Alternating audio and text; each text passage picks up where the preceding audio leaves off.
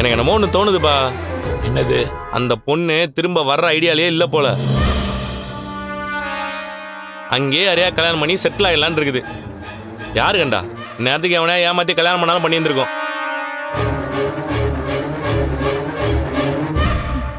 ஏங்க தெரியாம நம்மளா அப்படி எதுவும் சொல்லக்கூடாதுங்க. அவங்க நல்லவங்களா கூட இருக்கலாம்ல. ஆமா, ரொம்ப நல்லவ. பெத்த அம்மாவையும் பெத்த பிள்ளையும் வேண்டான்னு சொல்றவன் நல்லவளா? சரியான ஃப்ராடா இருக்கும் மீனா அது. இப்ப அந்த பொண்ணு இப்படியே இருந்துச்சுன்னா பிற்காலத்துல அந்த பையனுடைய நிலைமை என்ன ஆகிறது? அந்த அம்மாவுக்கு வேற உடம்பு முடியலன்னு சொல்றீங்க.